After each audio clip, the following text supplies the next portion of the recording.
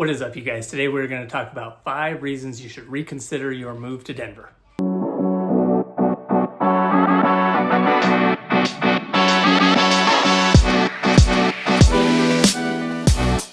All right, I'm Tim Kampmann, realtor for the Denver metro area. If you are thinking of a move to Denver or one of the surrounding suburbs, hit me up with the information below. I love making these videos and showing you guys everything there is to know about Denver, but I love helping people find that next dream home even more. So hit me up, call, text, or email. I'm a licensed real estate agent for the state of Colorado, so we will make your move to Denver a success. Okay, first reason you should reconsider your move to Denver. These are deal breakers for some people, not everyone, but these are things to consider before you make a move to the Mile High City. Speaking of the Mile High City, we are 1 mile above sea level, so altitude is a real deal for some people. Now, me as a Denver native, I have not noticed that much. This is what I'm used to. I've grown up here, and so it's all I know. But a lot of people coming from the sea level areas around the country, whether that's one of the East Coast or West Coast or Great Plains area, they notice the elevation has a negative impact on their breathing till they get acclimated to it. So something that comes with that thinner air is sometimes a reduction in the air quality. So if we have a wildfire going on in, say, the Rocky Mountains or even up into the Rocky Mountains in Canada, and that has a downdraft into the States, we will get hit with that occasionally and does bring a reduction in our air quality, but it doesn't ever last for long. And we do have very clean air here for the most part. So higher altitude, some ways to combat it when you're visiting here is double your water intake when you first get to Colorado so that you're becoming more adjusted, and take your time when you first get here. If you are coming here, let's say for an extreme sporting event, race, mountain biking, or something like that, give yourself a day or two to acclimate to the higher altitude before you do that strenuous activity. And remember, if you're coming into Denver, you're 1 mile high in elevation, but if you go into the mountains, you may be going up 10,000 to 14,000 feet in an elevation if you're climbing one of the mountains here. So give yourself a little bit of time to get acclimated, but overall, once you're acclimated, it is a wonderful experience and a great healthy place to live. Item number 2, and something that has really affected a lot of the natives living here in Denver, is the rise in the cost of living, and that includes housing. So Denver is currently 19% above the national average for cost of living. So this includes everything from your transportation, grocery bill, utilities, housing, everything all culminated into one. We are about 19% higher than the rest of the nation. However, this is relative. If you're coming from a place like San Francisco, San Diego, or Washington, D.C., you're going to notice that we have a lower cost of living than those areas. So currently we are 30% cheaper place to live than San Diego, and we are 50% cheaper than New York City. So depending on where you're coming from in the nation, you may have a sticker shock that everything is more expensive here, or you may become relieved to know that, wow, it is more affordable to live here. One thing that has increased over time is our median house price.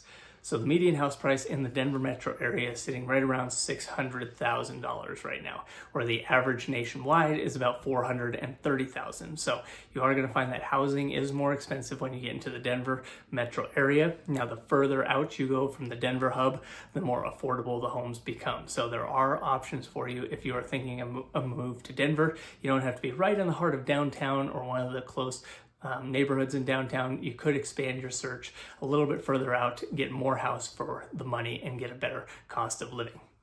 A couple areas where we actually are better cost of living than some of the other parts around the country are our utilities are about 7% cheaper than across the nation. Your gas bill, your electric bill are going to be significantly cheaper than some of the other areas around the country like California. And also our healthcare runs about 12 to 15% cheaper than the national average. So while our housing is more expensive, there are other areas where we beat out the national average. Okay, another complaint that we get sometimes from people is the lack of public transportation. Now, we do have an RTD bus system that runs through the city, and we also have what we call light rail, which is a rail system that goes throughout the downtown corridors and up into the city of Boulder and through a few of the other suburbs of Denver. We also have light rail that goes out to DIA, our airport. So if you're commuting from the downtown Denver area out to our airport, you do have a light rail that can transport you out there. But our bus system is not the most robust or as good as some of the other major cities around the country like New York and Chicago. So that is a complaint that we get from some people, is that a lot of the areas of Denver are car dependent. Now, we are totally good with that here. I love having the freedom of my own car and not having to wait on the bus system or be crammed into a crowded train car. So having a car here is probably going to be a must for you if you move here. There are some neighborhoods where you can get a great walkability factor, where the grocery store, the hardware store, restaurants and coffee shops are within walking distance, but for the majority, plan on having a car if you're going to live in the Denver metro area. Okay, downside number 4 is that it is getting crowded here, and as a result, traffic has increased exponentially over the last 15 years. It's hard for the road systems to keep up with the influx of people that have moved into the Denver metro area. We have had a lot of people move here from California and Chicago and the East Coast as of recently, so we've gotten a lot more congested. So that comes with having a popular place to live. Just think of it like a popular restaurant. Do you really want to go to somewhere that has no customers and that you can get right in and get seated right away? That could be a red flag that it's not the best place to eat.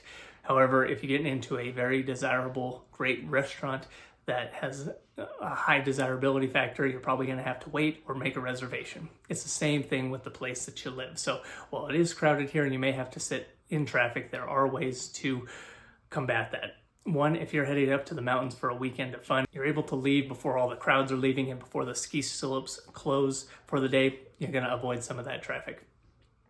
If you're able to work from home part-time, you can avoid some of the commuting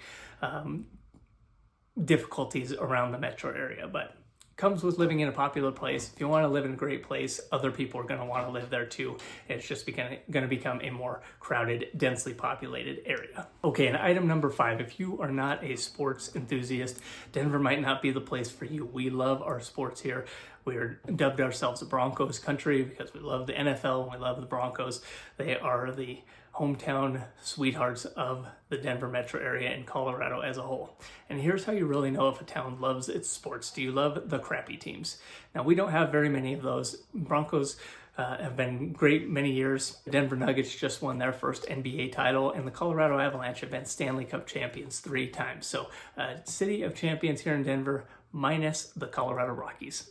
Now, the Rockies have put out a terrible product for a long time, and we still pack that stadium. Coors Field is an amazing place to go and hang out and enjoy a ball game, even if the ball game is trash. We have loved our Colorado Rockies year in and year out. So we are a great sports town. If you love sports, you're going to love it here. If you can't stand sports and you don't like championship parades, might not be the place for you. All right, guys, what do you think after knowing these 5 factors of making a move to Denver? Or if you're a Denver native, what do you think of these and how Denver has changed over the years? We've definitely become more crowded, seen more traffic and influx of people. Leave your comments below and tell me what you think of the current landscape of Denver. And as always, if you need help with real estate, hit me up at the information at the bottom of the screen. Would love to make your move in and around the Denver metro area a success.